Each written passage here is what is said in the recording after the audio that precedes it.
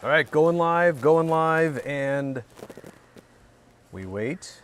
Oh, we are officially live. Welcome everybody to Sharks Night Shift, an exciting edition because the first Sharks win of the season on home ice. It did not come in the easiest of fashions, but it came against a difficult opponent. And coming off a last game where, the Sharks also had a lead, let that escape. Tonight had a 3-1 lead, let that escape, and just the goals against, right? To give up one with 22 seconds left in the second period. Yeah, that's right, 22 left in the second. And then the power play goal for Toronto in the third to equalize it on a delay of game penalty by Erik Karlsson. One of the most frustrating ways you can take a 2-minute penalty. By the way, just to make sure everybody can see me and hear me, correct? Let me know in the comments. I do have that in front of me, so just to make sure. I'm on the remote setup here. It's very basic. I have no way of knowing that you can actually see me and hear me, but we will proceed. Brutus says we're good. That's all I need. Thanks, Brutus. Appreciate that. Caker Girl. Yeah. Oh, I thought it was triple OG, but it's triple G. 0806. Louie, I appreciate that. Matt, I appreciate you for being here. So, just looking at tonight's game, you had three things. You had milestones, you had mistakes, and you had momentum. Let's begin with the milestones. And good of Logan Couture to join us live on the post-game show. He walked right up to our set. That was so cool. What a nice thing of him to do and share some time and comments and thoughts with us.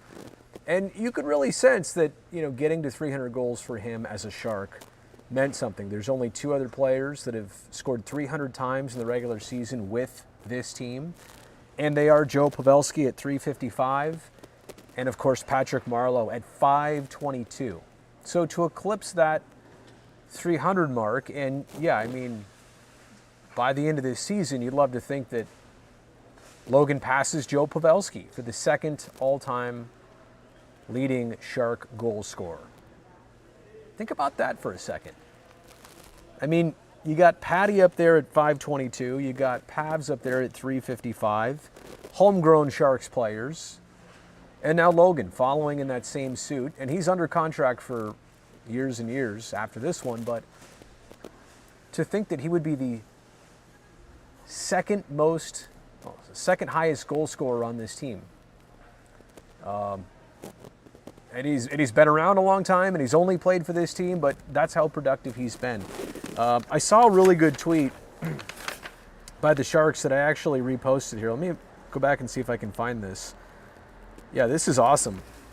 It's a breakdown of Logan's 300 goals. He scored 22 against Anaheim, 19 against the Desert Dogs, 6 against Boston, 7 against Buffalo, 17 against Calgary, 4 against Carolina, 4 against Chicago, 12 against Colorado,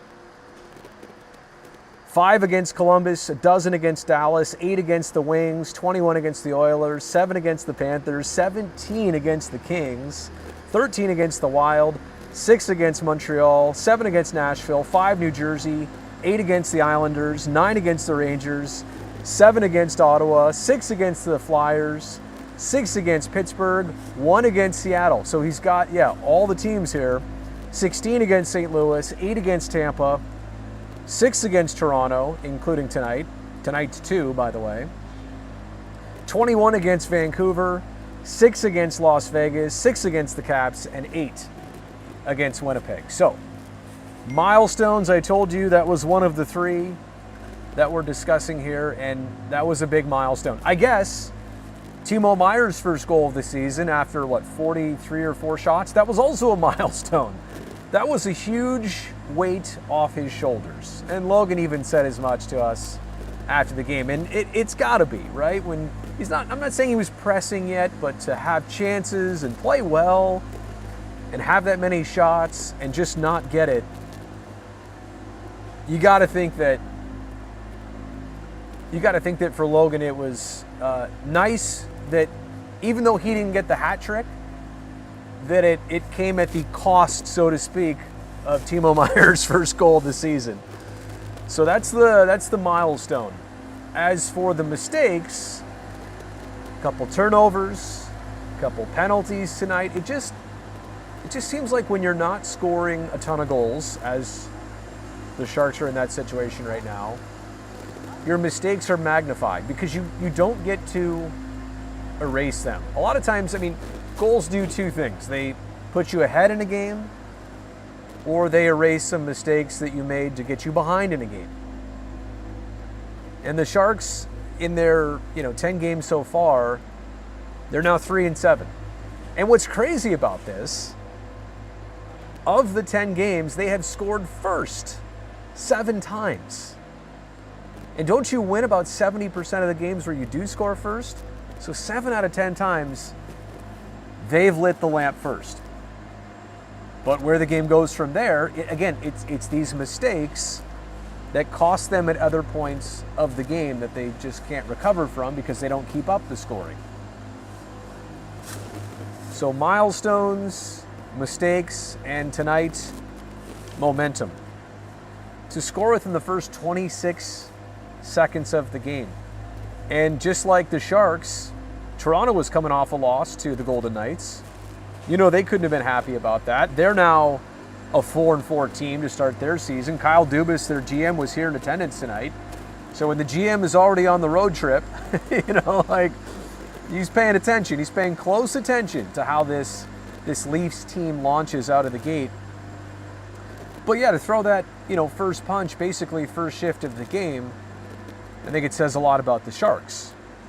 And to get those two penalties on the same whistle and a 5-on-3 power play, and you scored twice on it, you maximize that power play to the fullest. And I can truly say that Brody helped Logan score a goal tonight. As in TJ Brody. He was in the box. He was in the box along with Pierre Engvall, who was in there 2 minutes for hooking. It's probably pronounced Engvall, right?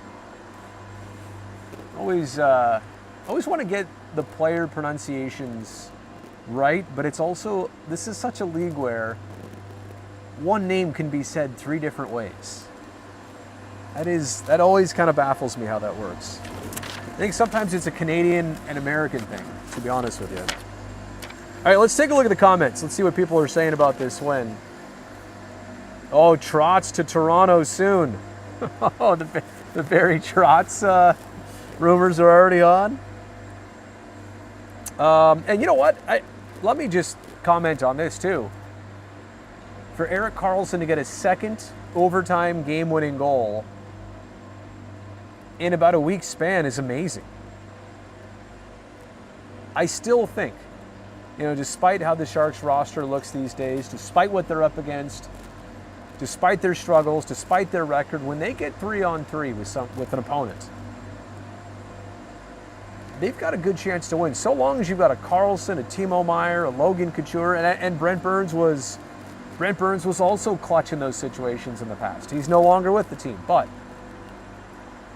you've got a 48, a 39, a 28, a 65. You throw in a 38 there. Nico Sturm, I love his game. Game after game, I love his game. He actually started the overtime. He was him, Mario, and Logan were the first 3 sent out there. So it's every time they get in that 3-on-3 situation, even these days, I'll always think they have a chance to win. Brutus says, what was the reaction when Logan came onto the set? Well, we knew he was coming, and we appreciate him coming. I kind of wanted him to walk in right in the middle of a Curtis thought so I could interrupt Curtis to welcome him in, but it actually worked out so perfect that no interruption was necessary. Matt asking a weird question, but it's one I appreciate you asking. Will I be taking over for Randy someday? I don't think so. And I'm going to be very honest with you on 2 fronts. In our business, a lot of times, there are people like me who host the pregame and the postgame show, and it is their ambition to someday call the games, sit right up there and call the games. For me, that's not it. And also for me, here's the other half of it. I grew up on Randy Hahn, and I grew up on Drew Remenda, and to have Drew back in tandem with Brett, who I've also worked with ever since like his very first broadcast, to see all this kind of culminate. Like honestly, if you're asking me, I would never want to change a single thing, and I can be 100% transparent in saying that. And again, you know, there's some people out there who would say that, but they don't mean that, because they secretly want to have a chance to, you know, do something of a bigger stage. But that's Randy's. Here's my biggest thing. Can Randy do this until he's like 85, please? You know what I'm saying? Like, selfishly, can you do it forever? Can the Sharks make that happen? Can you make that happen? I think he still loves it, right? Feels like he does. It comes across that way. So I appreciate the opportunity to address that, Matt, and hopefully the response made sense. I don't want anything to change. I really don't. I like what I do. Get a small, you know, a small little avenue to talk about the team before and after, and during intermissions, and also this, you know, I'm just not. I don't have a ton of that play-by-play in my background. Now, you know, if someday I find myself in a situation to do that somewhere, or I can't predict the future, I'd love to be doing this forever too. It's not entirely in my control, but I guess what I've learned in this business is never say never. You know, of doing something like that somewhere, but yeah, I actually can tell you, I hope it doesn't happen here. I hope it doesn't. I hope I get to stay doing what I'm doing. Drew wondering, how was the atmosphere in the tank tonight? A lot of Maple Leafs fans hoping to witness an actual win. Yeah, and you know, when they scored twice, it is that old, wait, why is there so much noise in here? But that's what you come to expect when it's Toronto, Boston, Montreal. I think Chicago draws a decent amount of fans. Buffalo sometimes draws, I don't want to say a surprising amount, but they seem to travel well when the Sabres come out here. It was, you know, it definitely had the blue tint. I would say as much as the teal tint, but there was a noticeable blue tint. I'm also going to be honest with you. Outside of right after what we thought was going to be the hat trick, I don't actually spend a whole lot of time here, like in the arena bowl or down by the seats. Pretty much downstairs, upstairs, downstairs, upstairs, the entire time. See what else people are saying here. Drew says California beer is better than Canadian beer. I haven't sampled enough Canadian beer to know that's true. I'll believe you. But I would also like to find out for myself, if you know what I mean. I'm going to throw a few back. Let's see what else we got in the comments. I think I've only been on for about 10 minutes, and I would love to go on and on, but I'm not sure how long tonight is going to last. What's the key for the Sharks to win on Saturday against the reigning Eastern Conference champs? Well, T-Money, when you go up against Tampa, there's one thing. I mean, you know it's going to be a difficult game on both sides, but they will outpace you, outscore you. Was it last year here in this building? Was it a 7-0 Bolts win over the Sharks? I think it was. Ooh, by the way, it got really quiet when the Zamboni just went back home and parked. Tampa's always been Tampa. They're always going to be able to score. Look, the one thing I feel confident about with the Sharks this year is their team defense. And it has had its lapses tonight, full example of that. But I truly think that their defense is such that it can keep them in some games. Now, the big question is, are you going to be able to score more than two? You know, tonight to break that, and I thought it was going to be a breakout night offensively. And eventually there will be one of those nights where the Sharks score 5 or 6 and, you know, 5 different goal scorers, something like that. I'm not at all predicting that is likely to happen on Saturday, but I'm just saying that if so long as you keep Tampa on the low side, the Sharks play themselves into a chance. But look, Saturday's going to be rough. Last game was rough against Las Vegas. Tonight wasn't supposed to be easy against Toronto. And Tampa on Saturday. And then after that, right, Anaheim comes into town. It's a 6-game road trip. Let me pull it up to just confirm all the dates and times. Yeah, usually I'm a person here who who memorizes the schedule. There we go.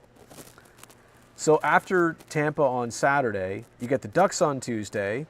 You get the Panthers on Thursday. By the way, those 2 games, Tuesday, Thursday of next week, those are exclusive to national television. So unfortunately, we will not be with you for almost an entire week. And then the Sharks close out the homestand next Saturday against the Ducks again. So twice against the Ducks on this homestand. I'm not sitting here saying, well, you got 2 points tonight. You got to get the other 4 points against the Ducks, because you're not going to get it against Tampa and Florida. But, of those 4 games remaining, let's be very clear, beating a team in your own division would help, and beating the Ducks has got to be on the table, especially twice. This 6-game homestand, it's really the first opportunity for so many people to establish. Their season started, normal, I'd say normal training camp, but it was expedited a bit. I think they had 9 days here together before they flew out to Europe for about a week. Those 2 games, then instantly back here for a back-to-back after about 5 game days off. So they played Friday, Saturday, Carolina, Chicago. Then they went out east for 4 games, which they just came back from. Then Tuesday, Thursday, Saturday, Tuesday, Thursday, Saturday. So I'm just saying, this right now is kind of the first time of the season to have the opportunity to take a breath and to, put everything together in a routine a little bit of a season. Did I ever get to meet and talk with Leah Hextall when she was doing play-by-play in that game against Las Vegas? I did not. I was here the other night, actually. But I'd stay away from generally the other broadcasters, especially at the time I arrived, and the fact that I also threw back a Sharkarita. But I actually did hear the third period call. Unfortunately, I was home by the third period. I had to get up early the next morning. Alden, you just read the Mercury article about Greer saying that pretty much everyone is available for trade except for Hertl. Thoughts? I was alerted to this earlier, and I think it's the original reporting of Pierre Lebrun. I think that's where it came from. And let me just say, knowing Pierre enough, as I've got to meet him over the years, and also his reputation precedes him, and when he says something like that, he's not making it up, and I don't think he's also exaggerating. So I think it's clear that what started out as conversation of or retooling a team turned into overhauling a team. This could be a very interesting season of who stays, who goes. Obviously, Timo Meier is without a contract for next year right now. I hate to get into all this predicting, and there's just either one of 2 things that will happen with Timo Meier. Signs a longer deal here, and again, he's at the point now where, he wants one of those mid-career, lengthy, rewarding deals. Came off a really, really good last season. Struggled this year, but there's still plenty of time left. But again, one of 2 things happen. The Sharks get a return for his value for the rest of this season in a trade before the deadline, or they keep him. That's it. There's only 2 ways this goes. You don't let him play out this year and then not re-sign him or not trade him. Like, one of the 2 things is going to happen. So let me go back to the thought that every player on this team besides Hertl is available. That's interesting, right? It's interesting to have that out there, though, and single out any one player in that situation. It'd be different if there was, hey, most everybody is available or everybody is available, but to have it out there that everybody but one player is available, because like, you know, Carlson's on a longer deal, the captain's on a longer deal. What did I just say, longer deal? His name is Logan. Vlasic's deal still has multiple years remaining, so there are, and I know that, you know, Tomas just signed his extension late last year. Is it February, March? I would say that's the only unexpected part of it, to be honest with you. It's not the Sharks' mentality. I understand that. I think it's true. I only think it's interesting in a sense that it does single out one person as being off the table and everybody else is. Drew says top Sharks trade bait at this point, Reimer and Sturm. I would agree on James Reimer, no doubt. I mean, you know, a lot of teams, but you know, again, if you're the Sharks, and I hate to trade good players away, good goalies away too. It's been a while since the Sharks had somebody they could land on consistently that gave them a chance to win. I like James Reimer going back to this year, to the 25th anniversary season of 2015-16. And he was only in there as a backup for Martin Jones. The Sharks got him at the deadline as kind of like insurance, went all the way to the Stanley Cup final. And we got bits and pieces of James, and we knew he was good back then, but so thrilled to get him back for this season. But I agree. A lot of teams are looking at him saying they like his numbers this year. Nico Sturm on a 3-year deal, right, that the Sharks just signed. And I wonder too, you know, how many trades would, if that goes out there, right, and other teams, they already, you know, kind of knew the Sharks situation, but are they looking to make acquisitions right now? Aren't teams trying to figure out who they are right now? Like if you're Toronto, are you trying to bring in more or different players already?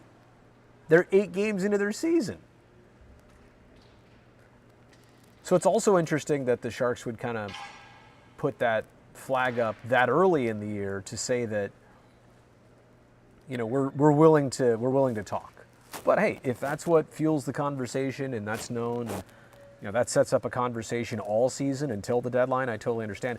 What I'm saying is, not surprising to hear about that, but it would be surprising if next week one of the main Sharks players were traded. It's too early in the hockey season, I think, for that. All right. What was King David the Wicked? What are my thoughts on the Barracuda? Well, are they 5-0 now? Did they win that game against Ontario? Let's see here. Somebody will probably put it in the comments. But I know they were 4-0, right? They beat the Iowa Wild twice. They beat the Henderson. Oh no, they lost to Ontario. So the only goal, it was the Bordelot goal, was the only goal of the other night. Oh wait, I take it back. Wait a second. Nope, that's right. Yep, 2-1 loss. So they're 4-1, 5 games. Bordelot has scored 4 goals. I know Eklund's been in there too. Coe had a multi-goal game, I think, right, the first ever at TechCU Arena. I love it. I want to see them stay together. I want to see them dominate as a team. I want to see the Barracuda become a thing to the point where they force the issue of, like, they are so ready to be here as Sharks. But at that same respect, like, you don't necessarily have room for them right now. And then you're going to have to make decisions on your current Sharks players. I don't want to rush this. I know fans are excited. I mean, look, fans are excited about the Connor Bedard conversation, which I've got some videos on, by the way. I've got another one coming soon about what I think is a whole dilemma for the Sharks and a lottery pick. I'll post that video probably Saturday, so stay tuned for that. But I don't want to rush anything with the Barracuda players right now, with the pipeline. I think we've seen too much of that in recent years, where the Sharks hit the gas on their prospects, come up too early, things don't go well, and then they kind of get in that middle ground of, now what do we do? Send them back, let them struggle through it, it doesn't work out. And it's good for the Barracuda. Let them open up that new rink, let them have a good atmosphere, let them gel together. They deserve that. And honestly, the Sharks deserve that. Do I think you see them even by the end of this year? I don't know. Maybe. If they're ready, if the timing works out. And, you know, again, if we're putting it all together, I mean, I think what you're seeing here is, if everybody's on the table for San Jose, minus Tomas Hertl, then in return, all you probably want are draft picks or prospects back, right? Because that's where you're going with this thing. I would also say that the faster you can get the wheels moving on the process, the better. I don't think you want to get caught up in middle ground and it's going to take 3 years. Nope. You want to have that Barracuda core ready to come up together, and whatever trades you do or don't make this year for players or draft picks, you want to have that group also come up in the near future too.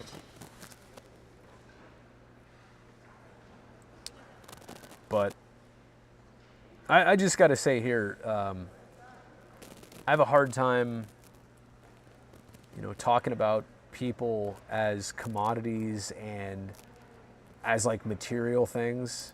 Trade this person, do this. You know, this is their careers and livelihoods and their people, and sometimes they're fun and interesting people, and sometimes they love it here. They want to be here. They didn't want to have it go this way. I mean, I know it's a business and they get compensated well, but just as a human being, I hate to speculate, and I hate to approach this conversation as, you know, we're moving chess pieces around, but quite honestly, that's what a GM does.